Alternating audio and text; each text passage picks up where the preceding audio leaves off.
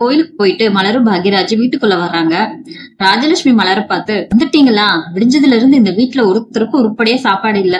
கோயிலுக்கு போயிட்டு வந்தாச்சுல்ல, அப்படியே நேரா கிச்சனுக்கு போய் மத்தியானத்துக்கு நல்ல பிரமாதமா 4 பேருக்கு சமைச்சு வை மலர். வயசானவங்க மருந்து மாத்திரை போடுற வீடுன்னு நினைப்பு கொஞ்சமாவது இருக்கா உனக்கு? பாக்யராஜத்துக்கு, இன்னைக்கு மதியம் மலர் சமைக்க மாட்டாமா. நாங்க 2 பேரும் இன்னைக்கு மதிய சாப்பாட்டுக்கு வெளியில ஒரு நல்ல ரெஸ்டாரண்ட்டுக்கு போறோம். இன்னைக்கு முழு நாளும் அவளுக்கு லீவு. அதுக்கு ராஜலட்சுமி சொல்றாங்க, என்னது ஹோட்டல்ல சாப்பிட போறீங்களா? அதுவும் சமைக்காம? என்னடா புது பழக்கமா இருக்கு பாக்யராஜ். இன்னைக்கு ஒரு நாள் பிறந்த நாள் வந்துட்டா இந்த வீட்டுக்கு சமைக்கிறது அவளுக்கு கஷ்டமா போயிடுச்சா? நீயும் அவளுக்கு வக்காலத்து வாங்கிட்டு வந்து நிக்கிறியே. மலர் உடனே, ஏங்க நீங்க சும்மா இருங்க, அத்தை சொல்றது நிஜம்தான். நான் டக்குன்னு 1 மணி நேரத்துல சமைச்சு முடிச்சிடுறேங்க. இன்னைக்கு ஒரு நாள் ஹோட்டல் சாப்பாடு நமக்கு எதுக்குங்க? அப்புறம் வீட்டுல பெரிய பிரச்சனை ஆயிடும், ப்ளீஸுங்கன்னு சொல்றாங்க. பாக்யராஜத்துக்கு, நீ அமைதியா இரு மலர். இன்னைக்கு உன் பிறந்த நாள்.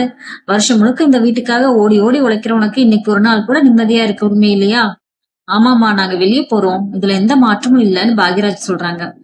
ராஜலட்சுமி அதுக்கு, ஆஹா என்ன ஒரு பாசம், இன்னும் ஒரு அக்கறை. பாக்யராஜ், இப்ப எனக்கு நல்லா புரியுதுடா. இது வரைக்கும் என் பேச்ச தட்டாத என் புள்ள இன்னைக்கு என்ன எதிர்த்து பேசுறான்னா பின்னால இருந்து யாரோ நல்லா வசியம் பண்ணி வச்சிருக்காங்க. மலரு, காலையிலேயே கோயிலுக்கு கூட்டிட்டு போய் என் பிள்ளைக்கு என்னடா மந்திரம் ஓதி கூட்டிட்டு வந்திருக்க?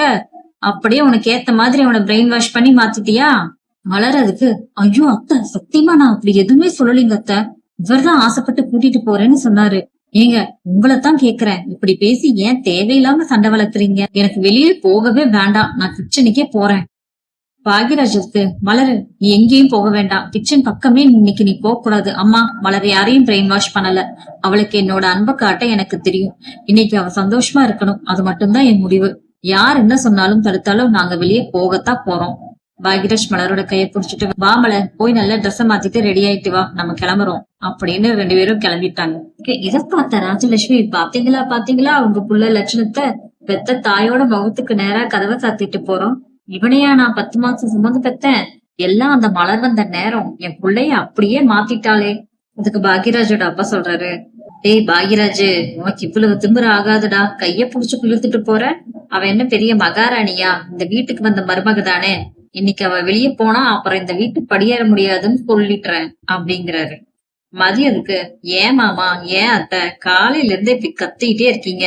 மலரக்கா என்ன தப்பு பண்ணிட்டாங்கன்னு இவ்வளவு சீன் போடுறீங்க? வருஷம் முழுக்க மாடு மாதிரி உழைக்கிறாங்கல்ல, இன்னைக்கு ஒரு நாள் அவங்க பிறந்த நாளுக்கு வெளியே போனா என்ன குறைஞ்சிட்டு போகுது அப்படின்னு சொல்றாங்க. அதுக்கு ராஜலட்சுமி, ஏய் மதி, உனக்கு ஏற்கனவே அங்க சுரேஷ் கூட சண்டை நடந்து மூளையில உட்கார்ந்து இருக்க. இதுல இங்க வந்து சப்பக்கட்டு கட்டாத. அவங்க 2 பேரும் சேர்ந்து இன்னைக்கு ஹோட்டல்ல போய் பணத்தை கரியாக்க போறாங்க. வீட்டுல சமைக்க ஒருத்தருக்கும் துப்பு இல்ல, இதுல நீ அவங்களுக்கு சப்போர்ட் பண்ண வந்துட்ட அப்படிங்கிறாங்க.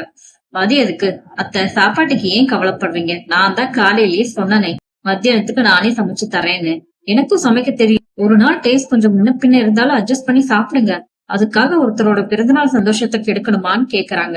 அதுக்கு ராகவன் சொல்றாரு, மதி வாய மூடு, பெரியவங்க நாங்க பேசிட்டு இருக்கும் போது நீ நடுவுல வராத. பாக்யராஜ் இன்னைக்கு எங்க பேச்ச மீறி வெளியே போனா அவ்வளவுதான்.